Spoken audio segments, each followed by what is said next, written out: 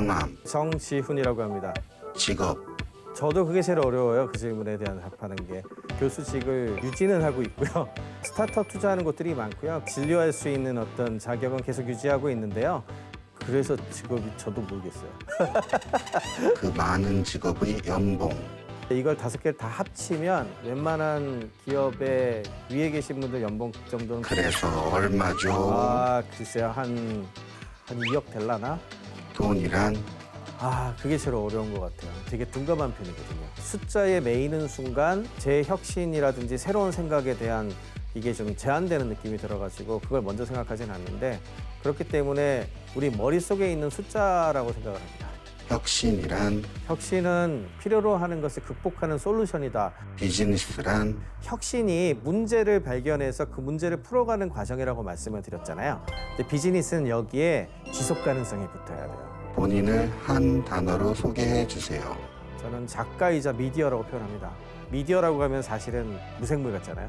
근데 개인이 곧 미디어라고 생각을 하기 때문에 미디어이자 작가? 아우, 다리가 저리네.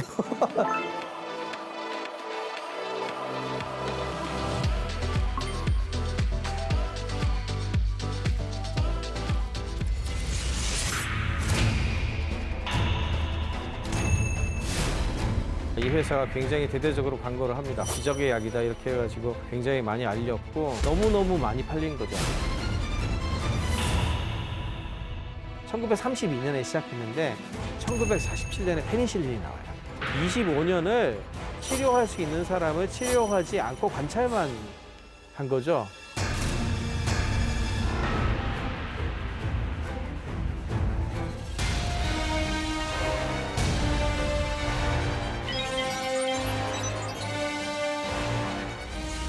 오늘 의료혁신에 대한 이야기를 하려고 합니다. 의료혁신이 조금 다른 혁신이랑은 좀 다르거든요. 보통 혁신이라고 하면은 새로운 걸 갖고 와서 사업화하는 것 자체가 되게 중요하잖아요.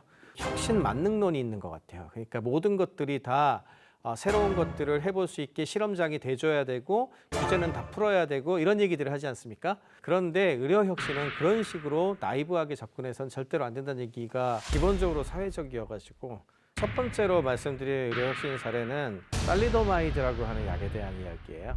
1957년에 독일의 한 제약사에서 수면제를 하나 개발을 했거든요.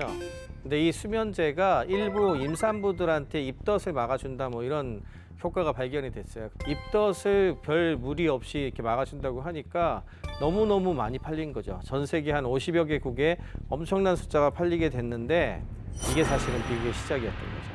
입덧약이 약 한 1년 정도 시판이 되고 나서 지났는데 그러고 나니까 굉장히 좀 안 좋은 기형이 탄생을 하기 시작을 해요. 이제 팔다리가 아주 짧은 그런 기형이 나타나기 시작을 했죠. 처음에 발견된 거 한두 케이스는 그래도 굉장히 드물게 이런 일이 있을 수도 있구나 이렇게 시작을 했었는데 시간이 좀 지나니까 전 세계적으로 거의 1만여 명 이상 발생하는 유럽에서만 따로 계산을 했을 때 한 8천여 명이 나타났다고 하니까 어마어마한 기형 사태가 일어나게 되고 근데 이 약의 상품명 이제 딸리도마이드라고 아까 말씀드린 거는 약의 성분이고요. 약의 진짜 상품명은 우리가 콘테르간이라고 부릅니다. 세포가 난자와 정자가 만나면 수정체가 이렇게 하나 생기죠. 세포 한 개가 생깁니다. 근데 이게 분열을 해요. 한 개, 두 개 이렇게 분열을 하게 되겠죠. 그러다가 형태가 이렇게 접혀 들어가기 시작을 해요. 이런 식으로 모양이 나옵니다. 그러다가 이제 위쪽에 일부가 소위 말하는 머리처럼 되고 몸통이 이렇게 있다가 이제 팔다리가 나와야죠. 이렇게. 이때 이제 약이 들어가면요. 약이 들어갑니다. 이렇게. 약이 들어가면 굉장히 큰 영향을 미치게 되는데 이 시점에 여기 몸에서 이제 팔다리로 가는 혈관이 있는데 이 혈관이 막히는 거예요. 제약회사에서는 동물 실험을 했으니까 큰 부작용이 없었다 뭐 이렇게 얘기를 했지만 사실은 임상 시험이 충분하지 않았던 거죠. 그래서 이게 이 약이 안타깝게도 이런 게 밝혀지고 나니까 4년 동안 판매가 되다가 독일에서 판매가 금지가 되게 되고 그때 이미 굉장히 많은 기형아가 탄생을 한 상황이었죠. 아까 전에 1만여 명 가까이 탄생을 했는데 그 중에서 한 8천여 명 정도가 유럽에서 나왔다고 했죠. 상대적으로 미국에서 거의 안 나왔거든요. 그게 왜 그랬냐면은 미국 FDA가 식약처인데요. 거기에 굉장히 좋은 직원이 있었던 거죠. 약물 심사위원을 하시던 분이 계셨어요. 켈시 박사라는 분이 계셨는데 이분이 이 동물 실험 결과가 약간 꺼림칙하다. 약간 좀 이상한 데가 있다 그래가지고 마지막까지 허가를 안 해준 거죠. 허가를 안 내주는 일이 흔하지 않은가요? 요즘에는 허가를 안 내주는 게 좀 당연한데 그 당시에는 이제 항생제가 특히 개발되기 시작을 하면서 신약이 딱 나오면은 이제 질병을 치료할 수 있다 이런 믿음. 그러니까 그 상황에서 이걸 팔지 마라고 얘기하는 게 쉬운 얘기는 아니죠. 그러니까 지금은 이제 당연해졌어요. 이걸 당연하게 만든 사건이 벌어지게 되는데 1964년에 의사협회인데 전 세계 의사협회 같은 게 있어요. 1960년부터 61년, 62년까지 살리도마이드 사건이 있었으니까 그때 이제 인간 대상으로 하는 연구 이거에 대해서 윤리 원칙을 발표하게 되는데 그 당시 총회가 헬싱키에서 열렸기 때문에 이걸 헬싱키 선언이라고 부릅니다. 그럼에도 불구하고 잘 안 지켜지거나 또 다른 고민을 던져주는 사건들도 많이 있었어요. 뭐 대표적인 게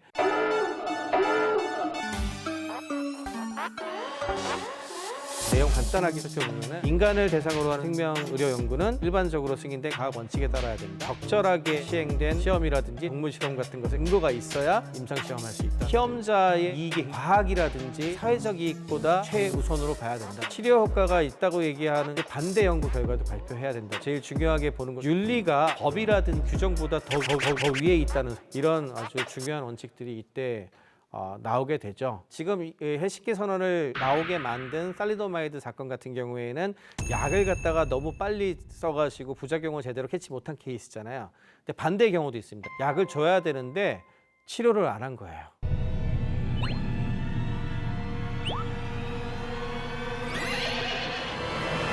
병이 어떻게 자연 경과를 하는지를 관찰하고 기록한 거예요. 터스키기 매독 사건이라고 있습니다. 그러니까 엘라바마주의 터스키기라고 하는 지역에서 벌어진 일인데 연구 대상자가 600명 정도 됐다 그러고요.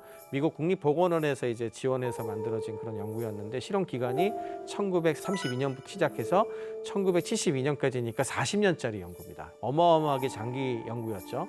근데 대상이 된 사람들 대부분이 이제 글을 못 읽는 흑인 미국인 소장농들이 대다수였고 당신네들 이제 무료 건강관리 해주겠어 해가지고 이제 갔죠. 그런데 매독에 대한 치료를 전혀 하지를 않고요.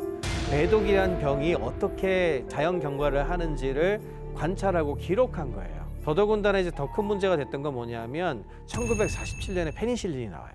세계에서 제일 첫 번째로 개발된 항생제죠. 이 페니실린이 매독의 직방이거든요. 주사를 딱 놓잖아요. 그럼 다 나요, 100%. 근데 25년을 치료할 수 있는 사람을 치료하지 않고 관찰만 한 거죠. 그래서 이 사건이 파장이 되게 커지게 되는데 1979년에 미국에서 이제 벨먼 리포트라고 생명윤리 체제에 대한 기본 원칙을 선언하는 리포트를 만들거든요. What the United States government did was shameful, and I am sorry. 요즘은 규제 때문에 좀 답답한 측면이 있다는 생각이 들 때도 있거든요. 실제로 이제 이렇게 규제가 세지면 규제를 통과하는 데 들어가는 비용이 커지죠. 이렇게 되면 또 어떤 사단이 나타나냐 하면은 제가 그래프를 하나 잠깐 한번 그려볼게요. 여기가 이렇게 이쪽이 이제 돈이다, 달러 이렇게 생각을 하고 시간이 가면 갈수록 이렇게 늘어나면 좋겠죠. 그나마 이 정도면 감당이 가능한 건데 실제로는 어떤 식으로 그래프가 그려지냐 하면요, 이런 식으로 그려져요. 이런 식으로. 그러니까 시간이 가면 갈수록 계속해서 한 개를 개발하는 데 들어가는 비용이 급증을 하는 거죠. 실제로 신약 개발을 할 때 보면은 10분의 1에서 100분의 1 정도까지 보거든요. 그러니까 우리가 이 비용을 감당할 수가 없게 되죠. 그래서 거대 기업이라든지 자본을 갖춘 곳들이 아니면 의료혁신에 뛰어들어가기 어려운 그런 상황을 만들게 되고요. 근데 이게 참 딜레마예요. 왜냐하면 그렇다고 해서 규제의 장벽을 낮추게 되면 어떻게 될까요? 살리도마이드 사건이 다시 생길 수도 있는 거잖아요. 그러니까 규제를 푸는 순간 혁신은 좋아질지 몰라도 불안전해지는 거고요. 반대로 규제를 높이면 비용이 많이 되니까 혁신을 압박하게 돼 있어요. 근데 의료는 이 중간에 이런 밸런스를 잘 맞추는 것이 가장 중요하고 이게 의료혁신이 비즈니스 혁신과 비교했을 때 가장 큰 차이입니다. 개인적으로 그 균형점이 어디에 있다고 생각하세요? 그거는 상황에 따라 되게 다르다고 생각해요. 예를 들자면은 타이레놀과 브루펜 중에 어떤 게 제일 잘 맞는지 알고 싶어. 그래서 이 유전자 테스트를 했어요. 근데 유전자 테스트가 예를 들어 한 10만 원쯤 한다고 칩시다. 이거 하시겠습니까? 그렇죠. 그냥 이것도 먹어보고 저것도 먹어봐가지고 이게 더 잘 되는데 이러면 되겠죠. 그런데 만약에 예를 들어서 항암제가 있어요. 항암제를 유전자 테스트를 해서 이 항암제를 먹으면 나한테 굉장히 잘 맞고 저 항암제를 맞으면 안 좋을 것 같아요. 근데 그 검사비가 100만 원이라고 합시다. 100만 원. 테스트 받으실래요? 그러니까 지금 제가 똑같은 얘기를 한 거거든요. 그게 항암제인 거하고 진통제인 거하고 판단을 달리 내리셨죠, 지금. 그러니까 이거는 각각의 케이스별로 균형과 안전에 바가 어디 있느냐가 다른 거예요. 돈과는 관련이 없네요. 네네, 그건 좀 다른 거긴 한데 사회적인 이슈라 그랬잖아요. 사회적인 이슈라는 것은 무슨 얘기냐면 우리 주변의 청결이라든지 기후라든지 이런 것들 때문에 중요해지는 그런 것도 굉장히 많고 그런 성격을 띠는 거에 비해서 항상 왜 실시간 검색에 보면 바이오주가 제일 많이 올라오잖아요. 네네네네.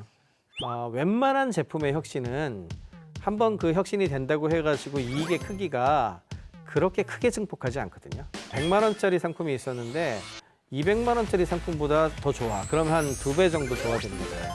그런데 바이오 같은 경우에는 아까 되게 혁신에 들어가는 비용이라든지 이런 게 크다 그랬잖아요. 그 이야기는 다르게 설명하면 어떻게 되냐 하면은 그 한 놈은 대박이 난다는 거예요. 약간 도박적 성격이 있죠. 최근에 그런 거 사례는 뭐가 있었나요? 이거 얘기하면 웃을지도 모르겠는데 제일 재미있으면서 가장 큰 블록버스터로 된 신약 사례가 비아그라입니다. 비아그라. 오늘 이 시간에 한 줄 리뷰를 드리자면은 의료 혁신은 혁신과 규제의 균형점을 찾는 것이다.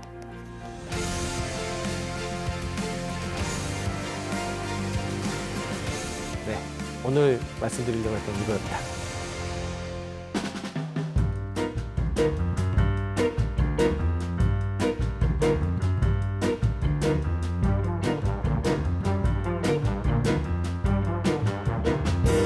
You've got a great car. Yeah, what's wrong with it today? I used to have one too, baby. Come and have a look. I really love your hairdo, yeah. I'm glad you like mine too, so we're looking pretty cool. I guess